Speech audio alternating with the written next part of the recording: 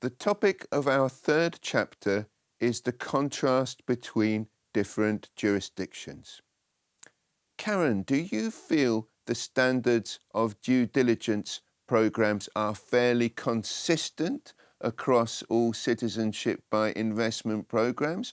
Or can you highlight some other that are more rigorous, potentially making their citizenships more valuable and better respected internationally? I do see a lot of consistency over the last few years with the programs we work with directly. Of course, these are the programs that are already doing the right things in terms of engaging the top companies, such as ours on this panel, to do due diligence. Now, there are programs out there, and it's both on the citizenship by investment side and the residency by investment side, that don't do as much or perhaps do very little.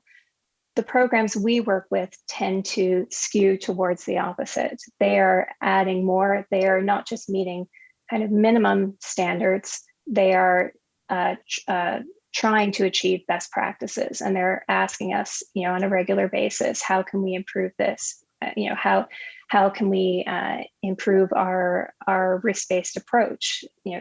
Talk to us about evaluating applicants from this country and this country. What has changed? They are actively involved in the due diligence process and asking questions, and that's very encouraging.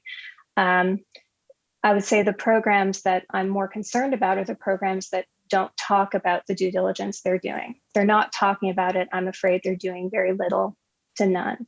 But the programs, for the most part, including the programs in the Caribbean, are talking about their due diligence. They are carrying out not only the minimum standards.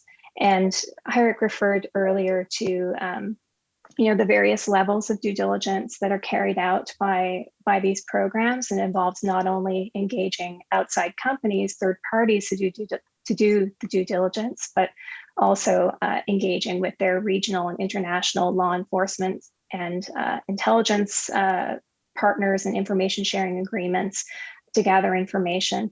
They also increasingly are mandating that the agents, the immigration agents and marketing agents who bring on these applicants at the first stage before they ever make an application to a program, they're now being mandated to carry out certain minimum know your customer due diligence, which is a great step.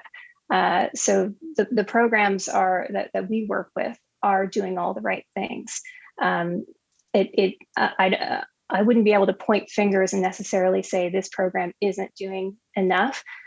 The problem is transparency. The programs that aren't talking about what they're doing, I don't know that they're doing enough or all of that or none of what I just described. Mm-hmm. Thank you very much. If I can briefly bring in Eddy, there's some countries that offer a fast-track, accelerated application process for a premium fee. Are these accelerated, fast-track programs just as stringent as the normal due diligence? Well, if they're carrying out the due diligence process correctly, yes. And you can't speed, there's only so much you can do to speed up the due diligence process because, as Karen said, you're having to go in country, you're having to check all the documentation and verify it and double verify and cross-reference lots of different sources. So there's only so much time you can squeeze on producing a report. And I again just reiterating, when you read a report from the type of reports that we and others on here produce, it's like reading the life story of a person. You've got a biography, everything from when they were born to who they've mixed with, what their business interests are, and who their family members are. And to produce that takes time. So we can expedite reports, but we can only squeeze them so much, otherwise the quality suffers.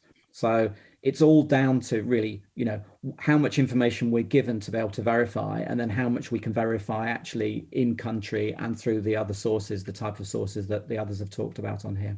And Heyrick, you worked in Iraq in the past during a time of fierce hostilities and all over the Middle East. You must have seen some pretty incredible stuff going on with people wanting to get out of places really quickly and move to another jurisdiction. how desperate, when people are desperate to escape a conflict and authoritarian regime, you must see all sorts of kickbacks being offered to people. Well, I think what we've seen in this context, and we've touched on it already, Yuri, is that people falsify documentation. They may try and get documents falsely notarized, and this is the part that Karen was talking about. We have this rich tapestry of information that's provided to us that we can then cross-reference, which enables us to take a view and give advice to the units on the veracity of all of the information that's being presented across a pretty broad field. But you're right, Yuri, that there will be people all over the world who are incredibly keen to get out of the jurisdictions of the countries that they are within. I think what's interesting in the context of Ukraine as we look at it today is, a lot of visas or temporary visas are being granted for those who are refugees, and so they're probably not facing quite the same pressures that we may have seen out of places like Syria in the past.